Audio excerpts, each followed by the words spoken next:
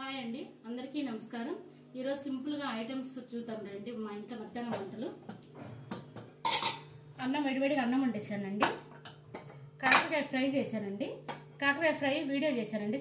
చాలా సింపుల్గా అయిపోతుందండి. వీడియో చేసాను, చేదు కూడా ఉండదండి. బీరకాయ కర్రీ చేశానండి నేను. ఇది కొంచెం ఒక కాయ ఉంటే చేశానండి. బీరకాయ కర్రీ చేశాను. తర్వాత కందిపప్పు చారు చేశానండి. మా ఇంట్లో పిల్లలు ఉంటారండి.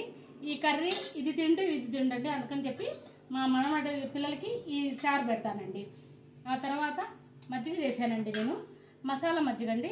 పచ్చిమిరపకాయ, కరివేపాకు, జీలకర్ర, అల్లం వేసి దంచి మిక్సీ ఇది కలుపుకున్నానండి. ఇంకా వచ్చేది ఎండాకాలం కదండి, కాస్త మజ్జిగ తాగుదామని చెప్పేసి మజ్జిగ కలిపాను. రొట్టెలు చేశానండి.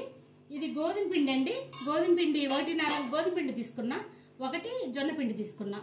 అట్లా రొట్టెలు చేసుకుంటానండి నేను. అప్పుడు చపాతీలు కాకుండా అప్పుడప్పుడు రొట్టెల టైప్లో చేస్తాను. చూడండి, ఆయిల్ కూడా లేదు. ఆయిల్ లేకుండా చేస్తానండి.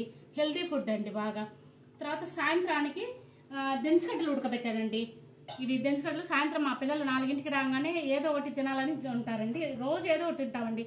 బొప్పాయి కానీ, దెంచుగడ్డలు కానీ, పుచ్చకాయ కానీ అలా తీసుకొస్తుంటారు, వండుకుంటాము. ఇవి దెంచుగడ్డలు ఉడకబెట్టి పెట్టానండి. ఆ తర్వాత మా వారు ఇన్ని ఉంటే మళ్ళీ సమోసా తీసుకొచ్చారు చూడండి. ఈ సమోసా తీసుకొచ్చారు. ఇంక ఇప్పుడు మా వారు వచ్చారండి. అన్నం తింటమే. ఇంకా నచ్చితే మాత్రం లైక్ చేయండి.